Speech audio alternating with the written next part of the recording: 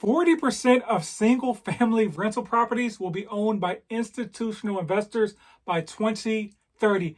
That's per a study done by MetLife Investments. That is a crazy number. So right now, depending on who you ask, it's somewhere between 1 and 5%, which is still a huge number. In today's episode, we're going to talk about what's leading to the cause of the corporate landlord, some of the major players, how it's impacted rents currently and in the future, and how we get to that scary 2030 number.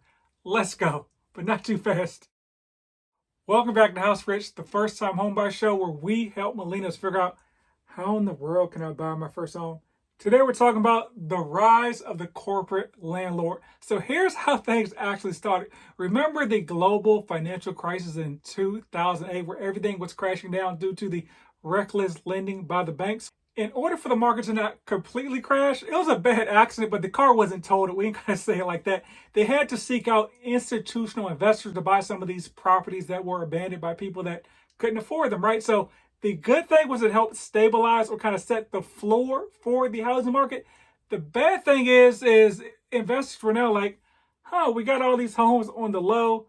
And guess what, man? This is actually working out well. Now we can rent these properties back to other people, and kind of the rise of the corporate landlord started. And here's the thing, there's nothing wrong with, in my opinion, a company buying a property, but the difference between like companies buying properties and your average Joe buying a property, like your average landlord may own between like 1 to 4 properties, is the everyday landlord is in it for the long haul. They're in it to build relationships with their customers, because the best tenant is a tenant you never hear from. So there's incentive for the landlord to do right by the people and a right by the property. When it comes to kind of the big corporate overlord, their goal is profits. Obviously, landlords want to make a profit too, but these corporations, especially the ones that are publicly owned, their loyalty is to the shareholders and to maximize profits.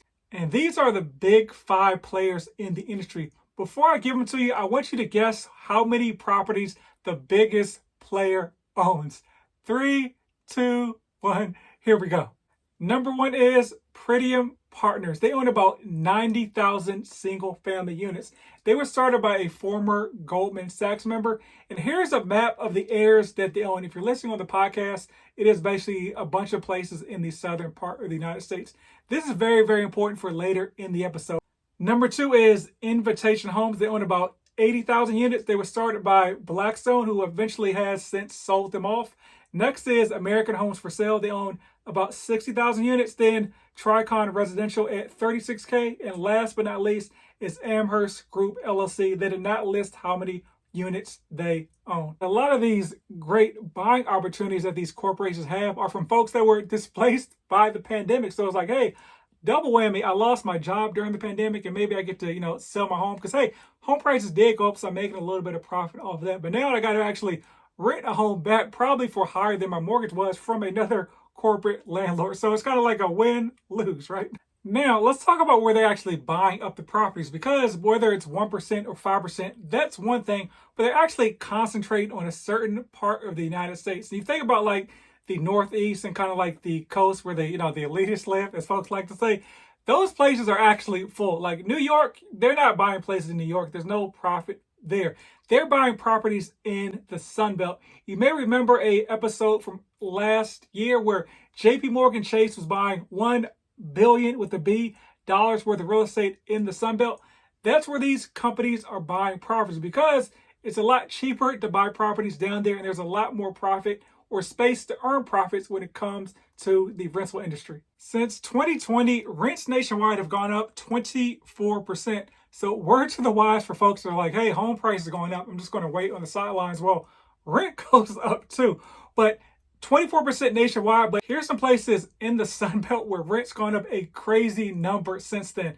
In Tampa, it's gone up about 44%.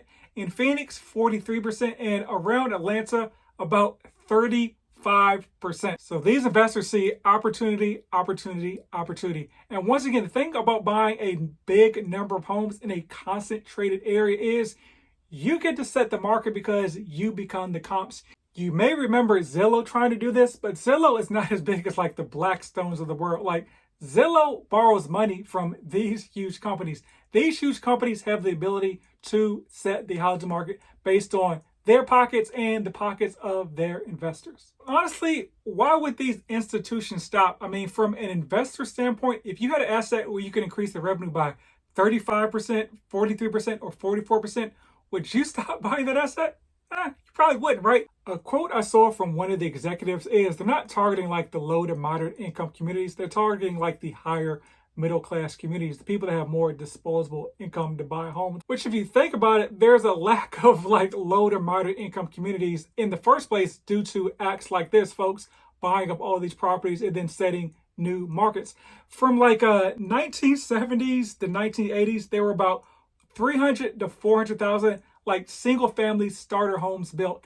In 2020, I understand there was like COVID, supply chain shortages and all that, but there were only 65,000 like starter homes built during that time frame. So supply and demand. There are less people being produced though, right? So people that may have bought that starter home in like the $100,000s or $200,000 price range, those don't exist anymore, right? And so now they're forced to either rent these high dollar homes or purchase a home that may be a little bit above their budget so they can at least control their living expense for the next 10 to 15 years. So they're not at the whim of the Pretiums, the Invitation Homes, and these corporate companies buying up all of the property that is around there. So what can you do? You can buy land. That's really all you can do from an individual basis. You may be thinking, hey, I don't want to buy during the peak of the home prices. Well, once again, look at a home price chart.